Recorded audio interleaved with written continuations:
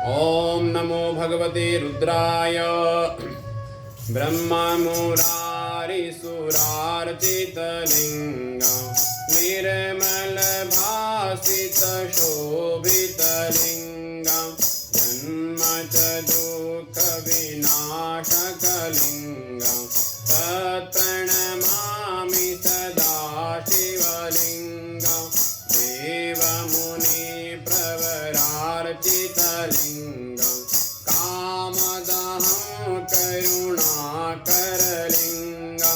रावणदर्पविनाशनलिङ्गं तत्प्रणमामि सदा शिवलिङ्गं सर्वसुगन्धिसुलेपितलिङ्गं बुद्धिविवर्धनकारणलिङ्गं सिद्धसुरासुरवन्दितलिङ्गं तत्प्रणमामि सदा शिवलिङ्गं कनकमहामणिभूषितलिङ्गं फणिपतिवेष्टितशोभितलिङ्गं चक्षुयज्ञविनाशकलिङ्गं तत्प्रणमामि सदा शिवलिङ्गं तत्प्रणमामि सदा शिवलिङ्गं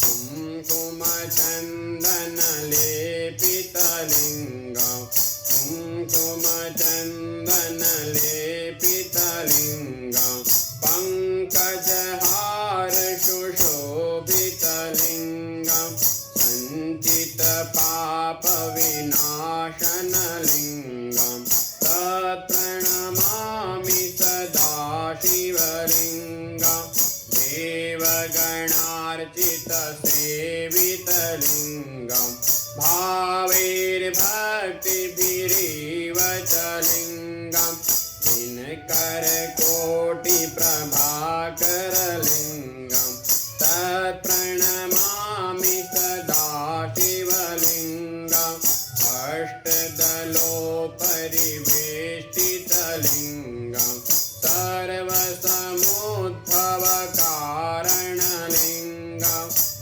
अष्टदरिद्रविनाशितलिङ्गं तत्प्रणमामि सदा शिवलिङ्गं सुरगुरुसुरवरपूजितलिङ्गं सुरवनपुष्पसदार्चितलिङ्गं परात्परं परमात्मकलिङ्गं तत्प्रणमामि सदा शिवलिङ्गं तत्प्रणमामि सदा शिवलिङ्गं ब्रह्ममुरारिसुरार्चितलिङ्गं निर्मलभासितशोभितलिङ्गं जन्म च दुःखविनाशकलिङ्गं तत्प्रणमामि सदा शिवलिङ्गं तत्प्रणमामि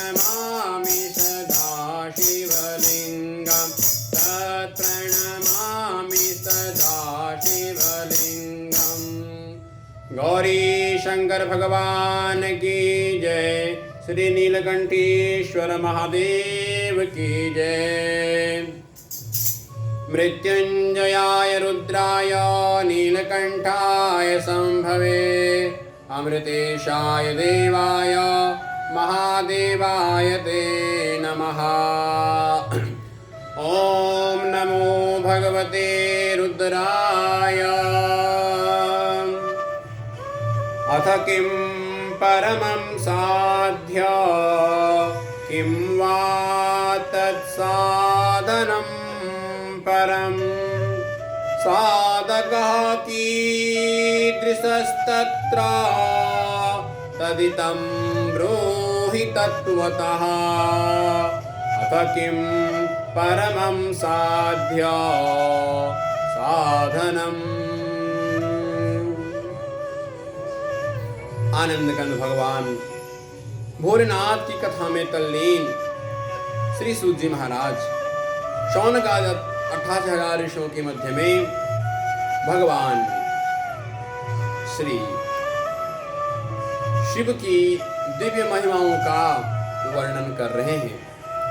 कल हमने देखा था किस प्रकार से भगवान भोलेनाथ के इस दिव्य पुराण शिव महापुराण का आख्यान इसको करना है, इसको ये अनुष्ठान करना है, उसे किन किन नियमों का पालन करना है, कल विस्तार से हमने इस विषय में देखा था। और आज चलते हम इस शिव महापुराण की जो प्रथम संहिता है, इसका नाम विद्येश्वरी संहिता है। इस संहिता में प्रवेश करते ही श्री व्यास जी महाराज लिखते हैं, धर्म क्षेत्रे महाक्षेत्रे गंगा कालिंदी संगमे प्रयागे परमे पुण्ये ब्रह्मलोकस्य वर्त्मने।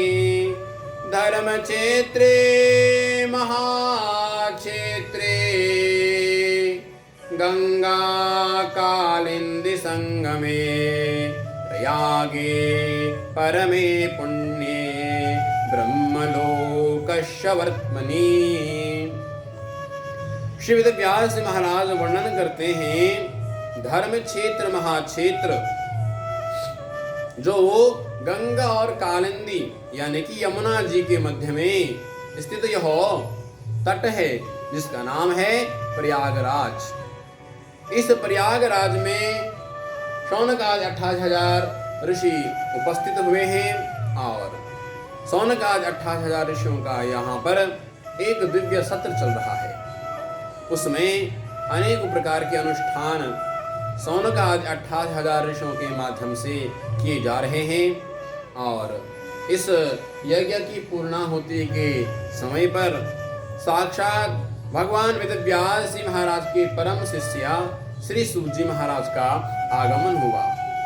जब श्री सूत जी महाराज प्रयागराज में पहुंचे, जहां पर शौनकादि 28,000 ऋषियों का यह दिव्य सत्र चल रहा है, उस सत्र में जब श्री सूत जी महाराज आए, शौनकादि ऋषियों ने श्री सूत जी महाराज का वंदन किया, अभिवादन किया, उनका पूजन किया और पूजन करने के पश्चात पूर्व की भांति आज भी शौनकादि 88,000 ऋषियों ने श्री सूत जी महाराज से प्रश्न किए, हे सूत जी महाराज, रोम हर्षणि सर्वज्ञा भवान वे भाग्य गौरवत पुराण विद्याम अखिलाम व्यासात् प्रत्य विमीत्यवान। शौनकादि ऋषियों ने कहा, हे रोमहर्षणी, हे रोमहर्षण के प्रिय पुत्र श्री सूत जी महाराज, आज हमारे भाग्य उदय हुए हैं और आज हमारे भाग्य उदय हुए हैं। हमारे भाग्य के फलों के अनुसार, हमारे पुण्य के फलों के अनुसार आज आप इस प्रयाग क्षेत्र में आए हैं। हे वेदव्यास जी महाराज की परम शिष्य, हमारे मन में बड़ी जिज्ञासाएं हैं, बहुत सारे प्रश्न हमारे मन में हैं और आप तो साक्षात व्यासात् प्रत्य अभिधीयवान, आप स्वयं वेदव्यास जी महाराज के परम शिष्य हैं और समस्त विद्याओं को आपने वेदव्यास जी महाराज से पढ़ा है। इसलिए हे सूत जी महाराज, आज हमारे मन में पुनः प्रश्न आए हैं, क्योंकि आप तो सर्वज्ञ हैं, आप ज्ञानी हैं और हम आपसे जानना चाहते हैं कि अब आने वाला कलयुग बहुत घोर कलयुग है। हमने आपसे अनेक प्रकार के पुराण सुने हैं, अनेक पुराण की कथाएं हमने आपके माध्यम से सुनी है।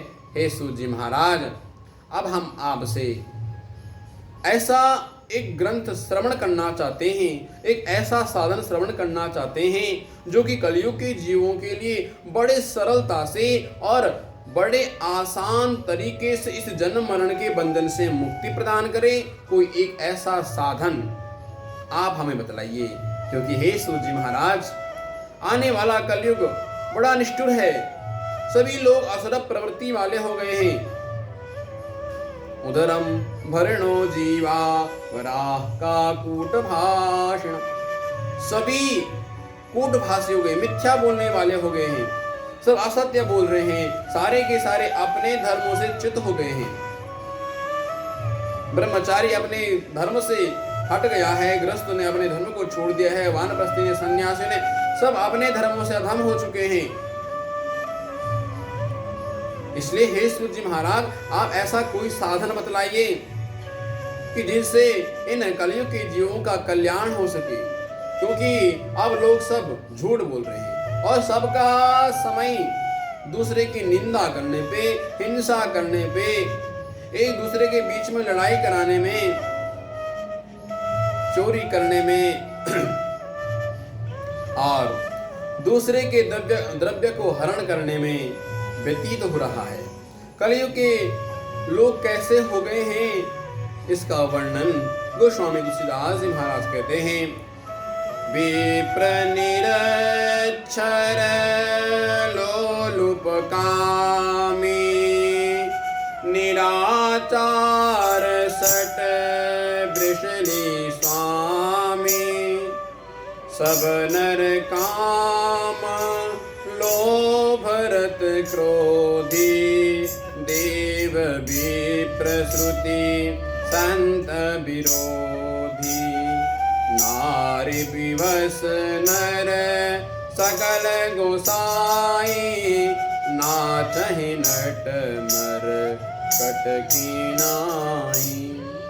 गोस्वामी कहते हैं सभी के सभी अपने धर्मों से च्युत हो गए हैं। देव विप्र ब्राह्मण कोई किसी का आदर सत्कार नहीं, किसी का साधन करने में ध्यान नहीं है, सबका केवल एक ही कार्य है, निद्राया हरियते नक्तम व्योवाई चावयः दिवार्थी चाहया राजन कुटुंब हरणेन वा। केवल विषयासक्त हो गए हैं, विषयों में इतने लोलुप्त हो गए हैं कि अपने धर्म से, अपने कर्तव्यों से सब हटे जा रहे हैं। रात्रि का समय तो विषय भोगों में व्यतीत हो जाता है, शयन में व्यतीत हो जाता है, और जो दोपहर का समय बचता है उसमें केवल और केवल आज ये करना है, वो करना है, उसी में सारा समय व्यतीत हो जा रहा है, परंतु अपने कल्याण के लिए मनुष्य कुछ भी नहीं करता है। इसलिए हे सूत जी महाराज, आप हमें ऐसा पावन से पावन, सरल से सरल ऐसा कोई साधन बतलाइएगा कि जिसके कारण से कलयुग के जीवों का कल्याण हो सके। कलयुग के जीव सरलता से इस कलयुग से तर जाएं, अपना जीवन मरण धन्य कर सके। इसलिए हे सूत जी महाराज, हम आपसे प्रश्न करना चाहते हैं। अथ किम परमं साध्य, किं वा तत्साधनं परं, साधका कीदृशास्तत्र, तदिदं ब्रूहि तत्त्वतः। अथ किं परमं साध्य, किं वा तत्साधनं परं, साधका कीदृशास्तत्र, तदिदं ब्रूहि तत्त्वतः। साध्य शिवपद प्राप्ति, साधनं तस्य सेवनम्। श्री सूत जी महाराज ने शौनक ऋषियों से जब यह बातें सुनी तो श्री सूत जी महाराज से प्रश्न करते हुए शौनक ऋषि कहते हैं, हे वेद व्यास जी महाराज के परम शिष्य श्री सूत जी महाराज, हम आपसे सुनना चाहते हैं, साधन क्या है, साधक का नियम क्या है, और फिर उस साधन करने से क्या फल मिलेगा, आप हमें वह बतलाइए। कौन सा, जिससे कि सरल से सरल साधन, ऐसा कौन सा साधन है? तो कहते हैं साध्य शिवपद प्राप्ति, साधनम तस्य सेवनम। शिवपद की प्राप्ति हो जाए ऐसा साधन आप हमें बतलाइए, जिससे कलयुग के जीवों का कल्याण हो सके। ऐसा शिवपद प्राप्ति का साधन आप हमें बतलाइएगा। इससे हे सूत जी महाराज, कलयुग के जीवों का कल्याण होगा और हमारे प्रश्नों का उत्तर देने के लिए हमें आपके अलावा और कोई दिखता भी नहीं है, क्योंकि हे सूत जी महाराज आप परम ज्ञानी हैं। सौनक आदि 28,000 ऋषियों ने इस प्रकार से प्रश्न किया। श्री सूत जी महाराज कहते हैं, ऋषियों मैं आपको श्रवण कराता हूँ। वेदांत सार सर्वस्य पुराणं चैवमुत्तमं सर्वाद्धोद्धाकरं पत्रगा परमोत्तमम्। वेदांत सार सर्वस्य पुराणं चैव उत्तमं सर्वाद्धोद्धाकरं पत्रगा परमार्थदम्। सूजी महाराज कहते हैं, ऋषियों मैं आपको वेदांत सार सर्वस्य, जो समस्त वेदों का सार है, और पुराणम चैव उत्तमम, जो पुराणों में उत्तम पुराण है, जिसका श्रवण करने से सर्वादोद्धाकरम, जिसके श्रवण करने से सबका उद्धार हो जाता है, सबका कल्याण हो जाता है, पत्रगा परमात्पदम, और परम पद की प्राप्ति हो जाती है, शिव पद की प्राप्ति हो जाती है। ऐसी मंगलमय भगवान भोलेनाथ की मंगलमय आख्यान जिसमें है, भगवान भोलेनाथ की लीलाएं जिसमें हैं, ऐसा मंगलमय शिव पुराण में आपको श्रवण कराता हूँ। श्री सूत जी महाराज वर्णन करते हैं, ऋषियों सर्व सिद्धांत तत्वम, यानी कि सभी सिद्धांतों का जिसमें तत्व है, सभी साधनों का जिसमें तत्व छुपा हुआ है, वह परम मंगलमय शिव महापुराण का मैं आपको श्रवण कराता हूँ। जिस व्यक्ति ने अपने जीवन में थोड़ी बहुत ही सही अगर शिव महापुराण का श्रवण कर लिया, शिव महापुराण का अध्ययन कर लिया, उसका पठन कर लिया, उसका चिंतन कर लिया, श्री सूत जी महाराज कहते हैं उसका कल्याण हो जाएगा। श्री सूत जी महाराज कहते हैं यह शिव महापुराण साक्षात भगवान भोलेनाथ के द्वारा लिखी गई है, और इस शिव महापुराण में कम से कम जो मूल शिव महापुराण है उसमें 1 लाख से अधिक श्लोकों की संख्या है, परंतु द्वापर में वेद व्यास जी महाराज ने इस शिव महापुराण में केवल 24,000 श्लोकों का वर्णन किया है। जो इस शिव महापुराण को श्रद्धा और भक्ति से पढ़ता है उसका क्या होता है, इसका मैं वर्णन करता हूँ। उपोषितश्चतुर्दश्यां रात्रो जागरणान्वितः य पठेत् श्रवणाद्यापि तस्य पुण्यवदाम्यहम्।